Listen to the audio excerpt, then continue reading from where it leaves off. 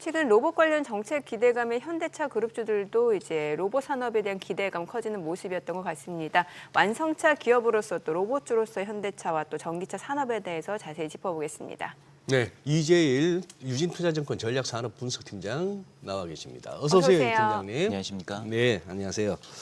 자, 요즘 이제 현대차가 이제 모처럼 이렇게 시장이 주목을 끌고 주가도 막 출렁거리는데 이제 로봇 기업 이미지가 이제 더 씌워지기 시작합니다. 지금 이거 그래요. 지금 자동차 기업으로서 또 경쟁력도 한번 봐주시고 지금 로봇 기업으로 재평가하는 시장의 요 동향에 대해서도 한번 이 팀장님의 견해도 한번 밝혀주시죠. 최근 들어서 네. 자동차 산업에서 예. 이 피지컬 AI라고 하는 게 피지컬 굉장히 AI. 중요한 네. 화두가 되고 있다라고 볼 수 있을 것 같습니다. 이 피지컬 AI가 결국에는 구체적인 사용 범위를 보게 되면은 일단 기본적으로 자율주행 분야에 활용이 대폭 되고 있고요. 그리고 로보틱스 분야 그리고 스마트 팩토리 이런 분야들에 지금 활용이 되고 있는데 모두 다 이제 자동차 산업하고 굉장히 밀접하게 연관이 됐다라고 볼 수 있을 것 같아요. 특히 자율주행 같은 경우에는 최근에 뭐 레벨 2 플러스를 넘어서서 로봇 택시로 넘어가고 있는 상황에서 이 영역에서 얼마나 기술력을 보유하는지가 중장기적으로 자동차 회사로서 존속할 수 있을지 살아남을 수 있을지를 결정할 정도로 굉장히 중요한 변수다라고 지금 시장에서는 생각을 하고 있습니다. 그래서 이번에 현대차에서 엔비디아랑 협력을 해서 블랙의 GPU도 조달을 하게 되고 그리고 앞으로 그걸 이용해서 AI 트레이닝이라든지 아니면 로보택시 상용화 서비스 그리고 로보틱스를 공장에 실제로 투입해서 활용하는 것들 뭐 이런 것들이 다 기술 진보가 일어나고 있는 부분들이기 때문에 여기에 힘입어서 최근에 현대차 그룹 주의 주가가 상승을 했다라고 좀 평가를 할 수 있을 것 같습니다. 경쟁력 쪽을 보게 되면은 뭐 현대기아차가 지금 계속해서 실적도 굉장히 잘 나오고 있는 상황이고 물론 최근에 관세 영향이 있긴 했지만 전체적으로 경쟁력이 올라오고 있는 상황에서 미래 기술이 좀 아쉽다라는 평가를 많이 받고 있었는데요. 이번 계기를 통해서 미래 기술력에 있어서도 현대기아차가 절대 뒤처지지 않는다라는 것을 좀 입증한다면은 주가가 추세적으로 그리고 좀 레벨업할 수 있는 계기가 될 거다라고 생각이 됩니다. 그 자율주행 굉장히 많이들 관심 갖고 계시는데 테슬라 그 감독형 자율주행 FSD가 지금 이제 우리나라에 깔리게 되는 거죠. 네. 현대차는 지금 어느 정도까지 와 있는 거예요? FSD에 대해서는? 사실은 현대차 그룹이 부분 자율주행 기술이라고 저희가 얘기를 하죠. 레벨 2 플러스 정도라고 얘기를 하는데 이 기술을 개발하기 위해서 많은 투입들을 해왔지만 글로벌 선도업체들 대비해서는 좀 많이 뒤처져 있는 게 사실이다라고 봐야 될 것 같습니다. 뭐 테슬라 대비해서는 뭐 5년 이상 뒤처져 있다라고 생각이 되고요. 그리고 이제 중국 내에서 최근에 좀 빠르게 치고 올라오고 있는 뭐 화웨이나 샤오미부터 해서 뭐 샤오펑, 니오 이런 스타트업 기업들 대비해서도 뭐 최소한 4, 5년 정도는 뒤처졌지 않나라고 생각이 되고요. 현대차 그룹의 타임라인을 보게 되면 앞으로 한 2년 정도 후면은 레벨 2 플러스를 상용할 수 있다라고 얘기를 하고 있기 때문에 좀 검증이 좀 필요하겠죠. 좀 검증이 좀 필요한 부분이고 지금까지 좀 부족했던 부분들을 확대 투자를 통해서 만회할 수 있을지 지켜볼 필요가 있을 것 같습니다. 근데 지금 저 로봇으로 이렇게 엮이는 이유가 그 보스턴 다이내믹스를 갖다가 거의 뭐 현대차가 그냥 그대로 소유하고 있다고 할 정도의 지분 구조 아닙니까? 그렇죠. 지분율 90% 3사가 네. 가지고 있고 물론 이제 정의선 회장님하고 글로비스 지분도 네네. 있고 해서 90%에 가까운 지분율을 보유를 하고 있기 때문에 실질적으로 뭐 지배 종속 회사라고 봐야 될 것 같습니다. 지배 종속 회사라고. 근데 그게 나중에 어차피 보스턴 다이내믹스 내지는 로봇 산업 관련해서 그냥 우리의 경험상 학습 효과입니다. 그냥 현대차라고 해서 마치 알파벳이 그 안에 뭐 구글을 유튜브를 포함해서 다양하게 있는 그 모든 그 가치가 반영돼서 주가가 저렇게 가는 그거하고 다르게 혹시 또 로봇 관련해서 그냥 회사가 또 이렇게 쪼개져 나올 가능성이 있지 않나요? 그 부분은 사실은 보스턴 다이내믹스 단독으로 상장될 가능성이 상당히 높기는 높죠. 합니다. 네. 예. 근데 뭐 확정된 사항은 아니기 때문에 제가 좀 뭐라고 말씀드리기 어렵긴 하지만 아무래도 지분 구조를 보게 되면은 기본적으로 정의선 회장 본인의 지분이 있기 때문에 네. 보스턴 다이내믹스는 저희가 또 지배구조 개편하고도 많이 연계를 지어서 생각을 하거든요. 결국에는 지배구조 개편을 위해서는 막대한 자금력이 필요한데 보스턴 다이내믹스가 뭐 나스닥 시장에 상장한다고 했었을 때 로봇 기업의 중에서도 선도 업체이기 때문에 굉장히 높은 밸류에이션을 받을 가능성이 높고 그 재원을 통해서 국내 기업들의 지배구조 개편이 이루어지지 않을까라고 하는 추측들도 지금 나오고 있는 상황입니다. 그렇다면 그게 뭐 현대차 주가에 그렇게 꼭 부정적일 것만은 아니다 이렇게 봐도 되는 겁니까? 지배구조 개편이라는 것 자체가 현대차 그룹주 주가 상승에 긍정적이다라고 판단이 되기 때문에 보스턴 다이내믹스가 성장을 하면 할수록 어떻게 보면은 현대차나 현대모비스, 뭐 현대글로비스, 거기다 뭐 현대오토에버 뭐 이런 기업들의 주가가 같이 이제는 상승을 하는 게 결국에는 지배구조 개편 기대감도 동시에 존재하기 때문이다라고 봐야 될 것 같습니다. 지금 현대차 자동차 글로벌 판매량이 지금 어느 정도나 되는 거예요? 최근에 현대차가 800만 대를 피크를 넘었었다가 네. 최근 들어서는 좀 중국 쪽 판매량이 부진하면서 네. 800만 대의 소폭 지금 미치지 못하고 있습니다. 합산 기준으로. 합산기 전기차 포함해서. 전기차 포함해서. 네, 네. 전기차 같은 경우는 어때요? 쾌즘이라고 했고 또 이제 미국 같은 경우는 세액 공제도 종료가 돼서 실제로 테슬라도 그 부분에 대해서 타격이 있었잖아요. 현대기아차의 주력 시장이라고 한다면은 결국에는 이제 유럽하고 미국 시장인데 네네. 유럽 시장은 그래도 나름 성장이 나오고 있기는 하지만 미국 같은 경우에는 10% 내외 정도로 지금 성장률이 많이 둔화가 돼 있는 상태고요. 사실 그리고 올해까지는 괜찮았습니다. 왜냐하면은 전기차 보조금 종료가 9월 30일부로 이루어졌기 때문에 그 전까지는 사실 소비자들이 선구매가 있었기 때문에 전기차 판매가 나쁘지 않았고요. 지금 10월, 11월 달에 들어서면서 전년비 40에서 50% 정도 판매량이 감소를 한 상태이기 때문에 내년까지 본다면은 좀 감소세가 나타나지 않을까라고 생각이 됩니다. 그래서 전기차는 쉽지는 않다. 지금 뭐 캐즘 구간인데 여전히 지금 현대기아차의 주력 시장에서는 판매가 그렇게 원활하거나 수익성이 올라온다거나 뭐 이런 조짐은 아직은 보이지 않고 있습니다. 아 그래요. 지금 다른 도요타나 일본의 도요타나 무슨 이런 데 비하면 우리 현대차 주가가 분명 좋거든요. 최근 보니까 미국의 뭐 GM이나 이런 쪽도 미국도 자동차 주가가 꾸준히 우상향을 해왔는데 이번에 한번 로봇 모멘텀으로 치고 올라오면서 그동안 상대적으로 좀 뒤처졌던 걸 어느 정도 그거는 했고 도요타 대비로는 오히려 더 좋아 보이고 그렇게 해서 현대차가 이제 관심을 갖는 거는 분명하고 지금 이제 중심에 있는데 시장에 여기 왜 또 현대차 하면은 또 수소였잖아요. 네. 요즘 보니까 뭐 넥소 신형도 좀 가끔 가다가 길에서 보이긴 합니다만 네. 요거는 지금 어느 단계까지 와 있습니까? 저희가 이제 수소 에너지를 얘기를 할 때 여러 가지 예. 활용 분야가 있는데 사실 지금 승용차 분야에서는 굉장히 고전하고 있다라고 말씀을 드려야 될 것 또 같아요. 그거 갖고는 사실 돈도 안 되고. 그렇죠. 예, 그리고 뭐 예. 인프라가 깔려야 되는데 네. 지금 수소 충전 인프라가 원활하지 않기 때문에 수소 승용차 분야는 굉장히 어려운 상황이고 수소 상용차, 뭐 수소 트럭 이런 것들은 지금 그래도 스테이션 개수가 좀 제한적이다 하더라도 이용이 가능하기 때문에 예를 들어서 공장 내 물류 같은 것들을 다 수소 트럭을 활용을 한다라든지 이런 부분들은 지금 상당히 잘 진행이 되고 있고요. 최근에 많이 각광을 갖고 있는 분야는 수소를 이용한 발전 분야, 에너지 발전. 생성 쪽이 굉장히 좀 핫한 이슈다라고 볼 수 있을 것 같고요. 네. 현대차 그룹 같은 경우에도 지금 재생에너지로 활용된 생산된 에너지를 전기를 가지고선 수소를 생산을 하고 그 저장된 수소를 이용을 해서 다시 이제 또 전력을 발동해서 가동을 하는 이런 굉장히 100% 친환경 에너지를 활용한 공장 가동 등도 지금 고려를 하고 있는 상황입니다. 그래서 수소 에너지가 가지고 있는 장점은 다른 어떤 ESS와 다르게 친환경 재생 에너지로 생성된 에너지를 물리적인 형태로 손쉽게 저장할 수 있다는 게 또 강점이 있어서 여기에 대해서 계속해서 좀 투자가 이루어지고 있는 것으로 보고 있고요. 사실 지금 전기차도 이제 굉장히 몇 년 전에는 굉장히 각광을 받았다가 최근 들어서는 또 하이브리드로 또 네, 추세가 글쎄요. 좀 많이 옮겨가기도 하고 네. 이러면서 기술 표준들의 변화가 있기 때문에 다양한 어떤 가능성에 대해서 대비하고 그리고 미래 기술력을 확보한다는 측면에서 수도에 대한 투자는 좀 계속이 될 거다 이렇게 좀 보고 있습니다. 최근에 현대차가 30만 원 선을 넘어서게 된 결정적인 그 모멘텀은 이제 트럼프 행정부의 로봇 산업 육성 소식이 나오면서였던 것 같은데 이 로봇 쪽 분야에 대해서 앞으로 뭔가 좀 더 주가 상승을 이끌 만한 모멘텀이 될 수 있을지 이것도 좀 정리해 주세요.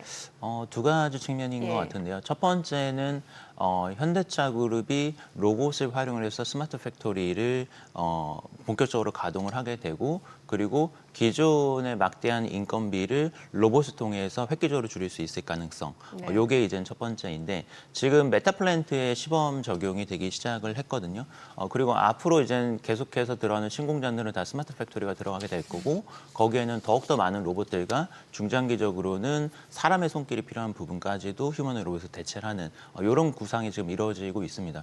자동차 회사들의 어떻게 보면은 생산 구조나 아니면은 손익 구조 같은 것들이 좀 획기적으로 변화될 수 있는 이런 부분에서 기술력을 확보했다는 게 굉장히 높게 평가를 받고 있고요. 두 번째는 이제 앞서 말씀드린 지배구조 개편 측면하고 좀 연계가 될 것 같은데 보스턴 다이내믹스의 가치가 올라가면 올라갈수록 현대차 그룹의 지배구조 개편 시기가 임박했다라고 시장에서는 이제 생각을 하는 거죠. 그렇게 되면은 사실 국내 많은 디스카운트 요인 중에 하나가 복잡한 지배구조라는 것들이 계속해서 지적이 돼 왔기 때문에 그 지배구조 개편이 해소가 되는 것만으로도 밸류가 올라갈 수 있다라고 보일 수 있을 것 같습니다. 그래서 네. 첫 번째는 테크주로서의 어떤 밸류에이션 리레이팅, 또 하나는 지배구조 디스카운트 해소라는 밸류에이션 모멘텀 두 가지가 이제 로봇하고 연계가 돼 있다라고 볼 수 있을 것 같아요. 나오신 김에 지금 이것도 한번 현대 오토에바하고도 엮어서 한번 좀 설명을 해주시죠. 지금 이제 들리는 얘기는 이제 연말에 정기 인사에서 현대그룹에서 이제 좀 그룹 차원에서 현대 오토앱에 좀 힘을 실어줄 것 같다. 뭐 그런 얘기고. 지금 이제 로봇이 이제 최근 들어서 각광을 받으면서 현대 오토앱가 시세가 엄청나게 낮지 않습니까? 현대차하고의 또 어떤 뭐 관계라든지 지금 이런 시장의 전망에 대해서 평가해 주신다면은.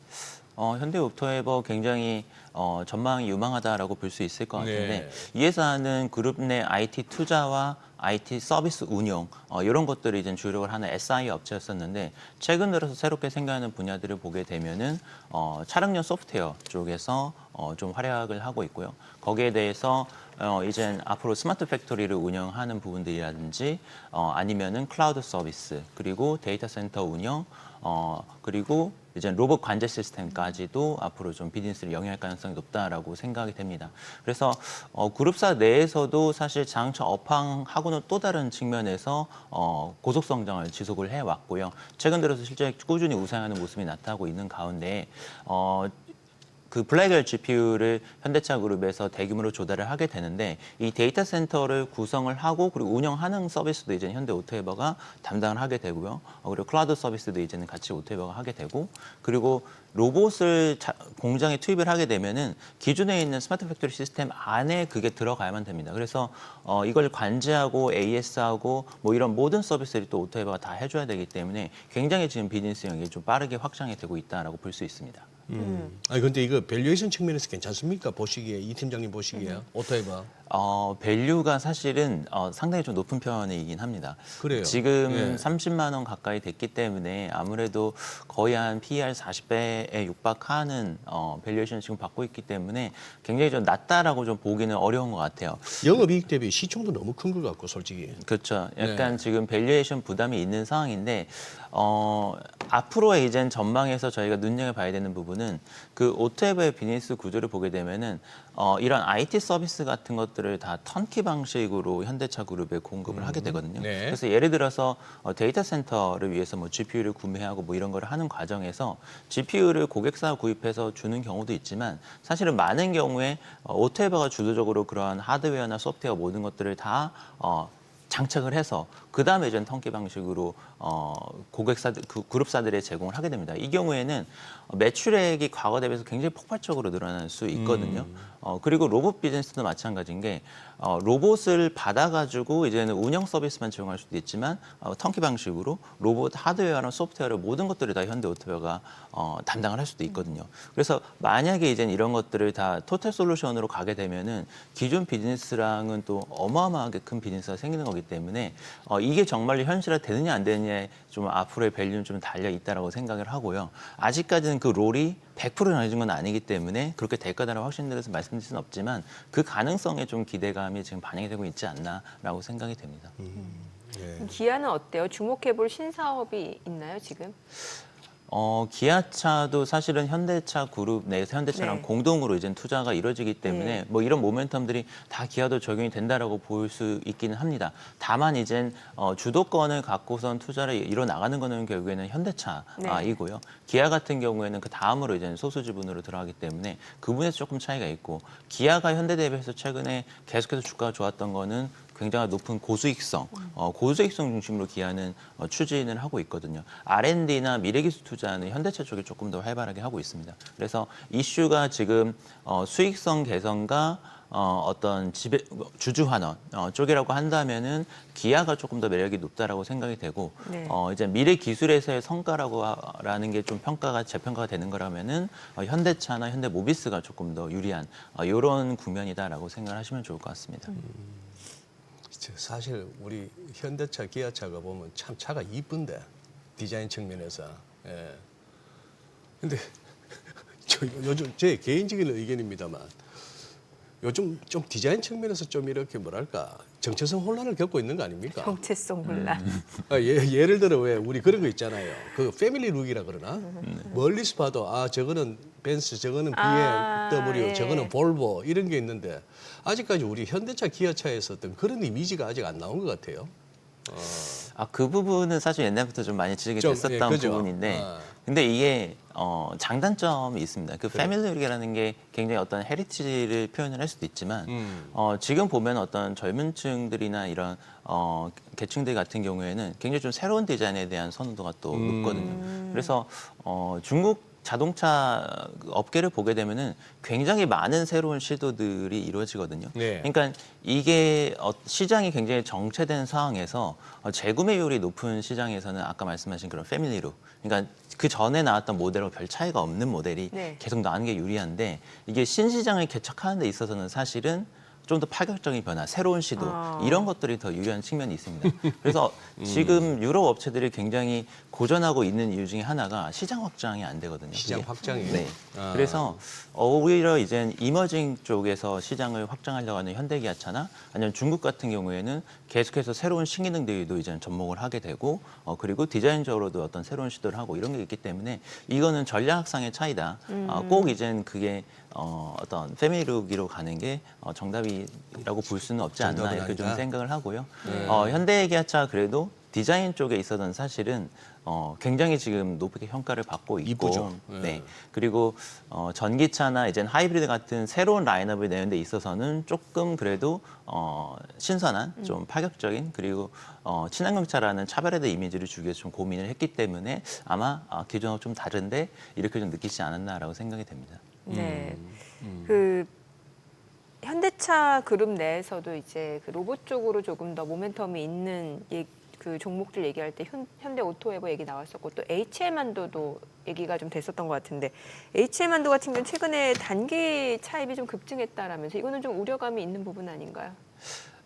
만도 같은 네. 경우에는 사실 굉장히 미래 기술에 많이 투자를 하는 자동차 부품사 중 하나입니다. 네. 자동차 부품사들이 어떻게 보면은 아이템에 따라서는 굉장히 단순 제조업을 영위하는 경우에는 R&D 비용도 많이 들지 않고 비용 구조가 좀 크게 변화가 없는데 만도 같은 경우에는 적극적으로 이제는 신규 투자를 하고 새로운 고객사를 발굴하고 미래 투자를 많이 하는 편이다라고 볼 수 있을 것 같아요. 그리고 실제로 이런 것들이 많이 이제 투자 성과로 이어지고 있는데 올해 기준으로 봤었을 때 가장 수주 성과가 좋았었던 게 이제 만도다라고 볼 수 있을 것 같습니다. 그래서 미래 부품에 대해서 투자를 했던 것들이 그 투자 성과로 이어지고 있는 게 지금의 단계이기 때문에 그 투자 비용이 늘어난 거에 대해서 우려하기보다는 성과 쪽에 지금 시장에서는 좀 더 포커스를 맞추고 있고요.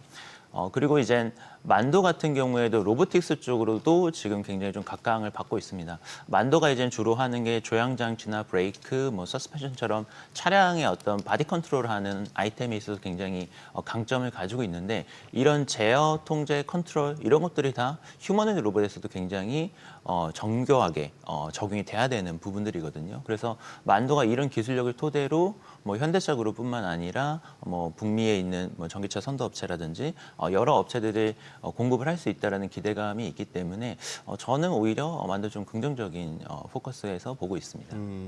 해마다 또 왜 연초에 1월달에 보면 그 라스베가스에서 열리는 CES 이게 컨슈머 일렉트릭 쇼.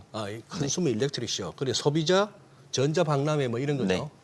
근데 여기에 지금 얼추 뭐 AI 보안 무슨 뭐 로보틱스 에너지 뭐 이런 식으로 주제가 잡혔다는데 현대차도 가는 겁니까 그러면은?